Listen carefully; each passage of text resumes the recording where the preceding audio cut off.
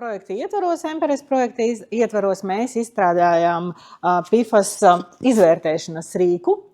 Un tātad atgādinot nedaudz par tiem PFASiem, kaut kāda tur specifika interesanti. Tātad pēc būtības lietotāju produktos, vai mēs kā cilvēki parastie, kuri mājās arī visu kaut ko lieto, visu kaut ko dara, tātad mūsu ikdienā tie PFASi ir, piemēram, mājas tekstilā, un kā jau šodien tika runāts, galu galā tie nonāk iespējams kā veļas mazgātavās, piemēram, tepici, ir tīpaši ziemā, visur pie ieejām mums ir tādi lieli tepici, kuri, lai noslaucītu tādu kājas, ir parādīts, ka tajos ir diezgan daudz PFASi, jo tās virsmas apstrādā. Tālāk mums ir ūdens necaurlaidīgs dažādas apģērbs, virsmas apstrādes līdzekļi, kas atgrūž ūdeni. No patērētāju viedokļa vistrakākā lieta ir tie spreji, kas ir domāti, piemēram, apavu apstrādē, vai, teiksim, kaut kādos veikalos var ielikt tādā boksā un apstrādāt savus apavus ar PFASiem. Tālāk mums ir dažādi tīrīšanas līdzekļi, un no personīgās pieredzes varu teikt, ka pirmkārt, ja to PFASu koncentrācijas ir nelielas, viņas nemaz var nenorādīt sastāvā, bet ja tās koncentrācijas ir pietiekoši lielas, kā piemēram vanišs, tad viņas ir norādītas arī uz sastāvu. Jūs varat paņemt rozā vanišu šito pudeli, un tur ir norādīts, ka viņos PFASi ir iekšā, norādīts tās ķēžu garme. Tālāk mums ir nesen parādījās raksti, kur parāda, ka PFASi ir tualetes papīrā un papīra dvieļos. Un tas patiesībā rada diezgan lielu procentu, kas nonāk uz NAI. Un interesanti ir tas, ka pēc būtības tualetes papīram vai papīra dvieļiem tos PFASus nemaz nevajag. Bet, kad ražo to tualetes papīru, lai tā pulpa, lai tā masa celulozes virzītos viegli cauri stacijai un kaut kur neiestrēgtu, viņam piešauj klāt PFASus. Tieši tāpēc, lai viņi vienkārši slīdētu vienkāršāk cauri stacijai, un šādā veidā viņš beidzās tualetes papīrā, kuru mēs mēdzam lietot uz gļotādām, kur tas var diezgan efektīvi teorētiski uzsūkties, un galu galā tas viss nonāk notekūdeņos. Tālāk ir, kā jau minēju, dažādi būvmateriāli, piemēram, ūdeni atgrūstošās krāsas, betonos visādās virsmās arī izmanto.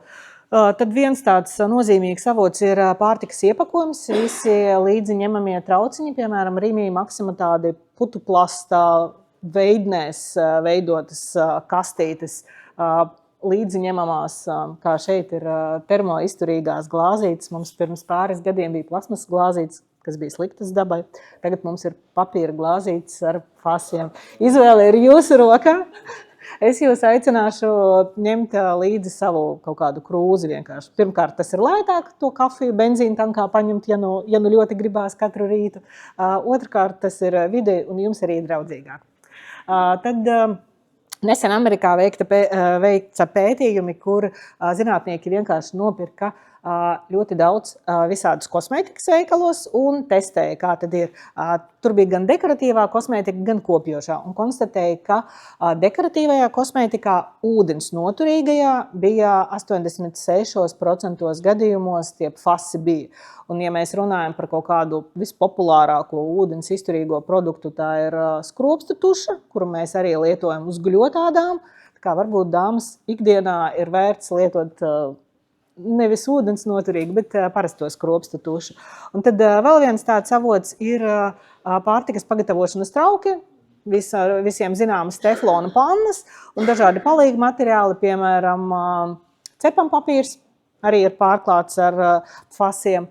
Un, ja mēs runājam par kaut kādiem pārtikas iepakojumiem, tad šeit auditorijā vairs nav tādi patsmitnieki, jūs varbūt tās atceraties, ka agrāk, ja nopirki gotiņu, tad viņu vajadzēja ar zobiem graust nos no papīrīšiem. Tagad vairs nevajag. Es domāju, ka jūs ziniet kāpēc to nevajag darīt. Bet, kā jau minēju iepriekš, ir parādīts, ka ja mēs ikdienā lietojam tās vielas vienkārši kā patērētāji no visām šīm, tad teorētiski tam piesārņojuma līmenim cilvēka asinīs nevajadzētu būt kaut kādam kosmiskam. Ar šo visu var, principā, dzīvot. Bet Tātad mēs sapratām, no kurienes nāk tie piesārņojumi, kas vēlāk tur aiziet uz naivi. Bet vispār, ja mēs runājam par ūdensvidēm, kā mēs varam zināt, kur ir tie riski, no kurienes viņi rodas? Visvienkāršākais veids būtu paņemt paraugus, vai ne? Jautājums, kur?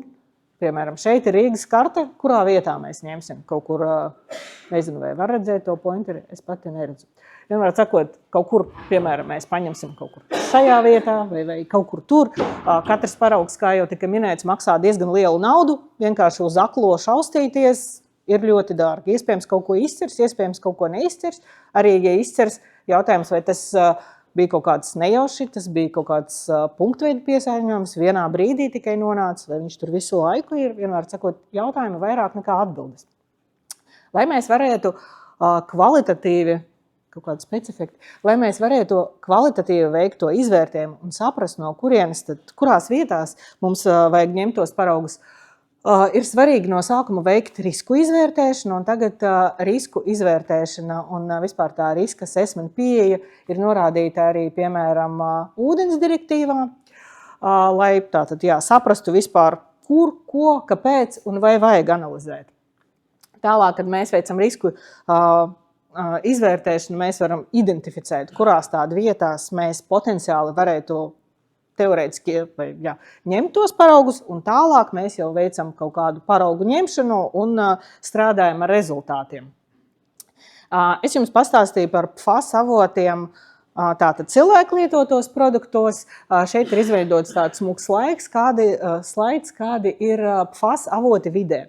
Un PFAS avoti vidē vislielāko piesārņojumu no tādiem difūziem rada tieši ugunsdzēsība, tieši ugunsdzēsības putas, jo pēc būtības ugunsdzēsības putas ir tāds PFAS koncentrāts.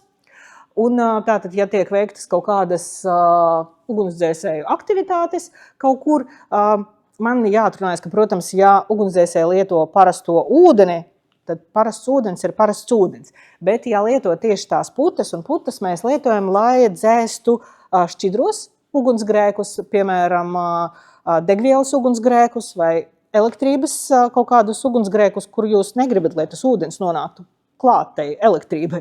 Tādā gadījumā lieto visādus citus līdzekļus. Līdz ar to, ja mēs runājam par ugunsdzēsēju putām, tad arī nav tā, ka ugunsdzēsēji tā baigi brīvprātīgi grib kaut ko darīt un ar savām aktivitātēm piesārņot apkārtējās vides.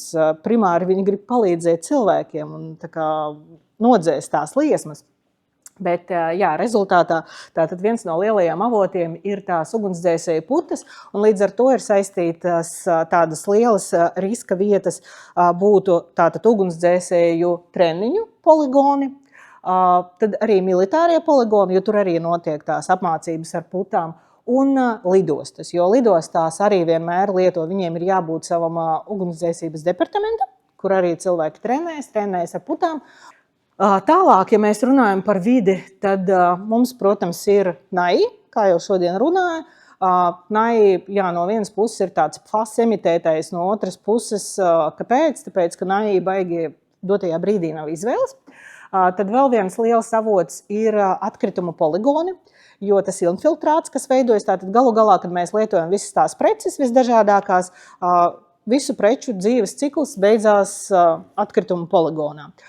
Tie atkritumu poligoni pārsvarā ir vaļēji, tur nonāk tātad saules, vēja ietekmē, lietus ietekmē, veidojas, jūs droši vien esat dzirdējuši tādu terminu kā infiltrāts. Tātad tur veidojas tāda suliņa, tāda susla, kura satur ļoti lielos daudzumos visu kaut ko, dažādus tur smagos metālus, arī tai skaitā fasus un visu kaut ko. Un tāpēc ir arī parādīts, ka atkritumu poligonu infiltrāts ir diezgan nozīmīgs avots ar fasiem un citām vielām vidē.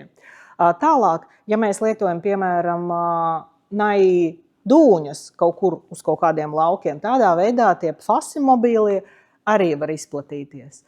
Tāpat no tiem pašiem atkritumu poligoniem un NAI ceļojot ar gaisu, arī apkārtējā vidē var nonākt visdažādākie piesārņojumi. Un, ja, piemēram, mēs lietojam dūņus arī kaut kādas infrastruktūras objektu, teiksim, zemes ielabošanai, dārzos vai parkos, tad mēs varam to pašu mikroplasmasu vai pfasus kaut kur apkārtējā vidē arī izplatīt. Problēma ir arī tāda, ka galu galā tas viss, gan difūzija, gan lokāli piesārņojumi, viņš parasti beidzās vai nu augsnē, vai nu ūdensvidēs. Un, ja mums ir piesārņoti gruntsūdeņi, tad nozīmē, ka tas novedīs pie dzeramā ūdens piesārņojuma. Tātad, mūsu risinājums bija MPRS projekta. Mēs izstrādājām tādu, kā lai pasaka latviski, framework metodi, laikam, kā izvērtēt PFAS saistītos riskus. Tur bija tāda padziļināta sistēma, kur bija nedaudz sarežģītāka, kur mēs mēģinājām atrast tos tieši avotus, kad no kurienes tie PFAS var nonākt kanalizācijas tīklā. Un to mēs testējām 5 pašvaldībās. Jā, gribu pateikt paldies pašvaldībām, kas piedalījās testēšanai. Jelgava, Jūrmala, Rīga no Latvijas tās bija. Un vēl 2 lietuviešu pašvaldībās. Un tātad, ar ko mēs sākam? Mēs izstrādājam tādu rīku, kas ir publicēts šobrīd online. Es domāju, ka mēs noteikti padalīsimies ar jums ar linku. Kas ir forši, ka tas rīks ir latviešu valodā, tātad ļoti vienkārši izlasīt. Tur ir mums ievads, pa soļiem aprakstīts par esošu likumdošanu, un viņš ir tāds intuitīvi vadīts, lai varētu vienkārši diezgan aizpildīt un lai varētu pašvaldības saprast savus potenciālos PFAS riskus. Un jā, nesen tika mums publicēts arī par to risku par to risku izvērtēšanu tāda atskaita. Tātad par to rīku. Kas tajā ir iekšā? Pēc būtības viss sākas ar atbildīgo iestāžu identificēšanu, jo jebkurai pašvaldībai ir jāsaprot vispār, ar ko jāsāk, ar kādu instanci viņiem, ar kādu ūdeni, vai, piemēram, vai tas ir viens un tas pats ieinteresētā puse, stakeholders, kā angliski saka, kas gan attīra ūdeni, gan savāc notekūdeņus. Teiksim, pie mums pārsvarā tie ir vieni un tie paši uzņēmumi. Somiem, Zviedriem ir ļoti raksturīgi, ka viņiem tie ir dažādi uzņēmumi. Vieni piegādā ūdeni, otri nodarbojas un savāc notekūdeņus no vairākām pašvaldībām. Tālāk mums ir jāsaprot, kuri tad ir dzeramā ūdens avoti, no kurienes ūdens tiek ņemts. Tālāk, kādi ir ūdens vidē nozīmīgi PFAS avoti, un šeit tiek runāts tieši par lidostām, militārajiem poligoniem un ugunsdzēsēju trenēšanas vietām. Tālāk, vai ir veiktas kādas PFAS analīzes un kādi ir to analīžu rezultāti gan dzeramajā ūdenī, gan notekūdeņos.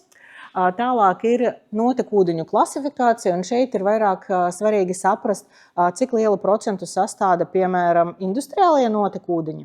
Jo industriālajos notekūdeņos teorētiski tā PFASu koncentrācija varētu būt lielāka nekā tās, kas nāk no mums, kā no lietotājiem. Jo kaut kāds fons no lietotājiem būs vienmēr, tas ir skaidrs jautājums, vai tur ir kaut kas slēpjas arī kaut kas lielāks. Tālāk, vai tiek izmantotas notekūdeņu dūņas, piemēram, kaut kādos laukos vai zaļajai infrastruktūrai, dūņas vai dūņu komposts, vai tiek lietotas individuālās akas, piemēram, ja tiek identificēts, ka kaut kādā vietā ir noticis piesārņojums un, piemēram, ir piesārņota kaut kāda zeme apkārtne un tā tālāk, tad teiksim, dzeramo ūdeni, to, kas nāk pa krānu, parasti kaut kā tīra, un parasti tās vietas, kur ņemto ūdeni, ir norobežotas, mums ir aizsargības likums, bet individuālās akas, iespējams, ka cilvēki lieto piesārņotu ūdeni un paši to nemaz nezina, tāpēc būtu svarīgi saprast, kādos sataces baseinos tās akas atrodas un no kurienes tiek ņemts ūdens, vai, teiksim, tās akas neatrodas kaut kādās bīstamās vietās. Un vēl mums tāda organizācija kā brīvprātīgie ugunsdzēsēji, kas arī dzēš ugunsgrēkus vai kaut kur trenēs, arī ar viņiem jāstrādā un jāsaprot, vai, teiksim, pašvaldībā darbojas šie brīvprātīgie ugunsdzēsēji, kur viņi darbojas un vienkārši, lai identificētu. Un, jā, rīkā pēc būtības iestrādāti katra soļa paskaidrojumi, un uzreiz pēc tam, kad jūs ievadat kaut ko rīkā iekšā, jums uzreiz izlec kaut kāda atbilde vai komentārs, vai, piemēram, jūs ievadītais cipars, tas ir maz vai daudz, un ko ar to tagad informāciju darīt arī.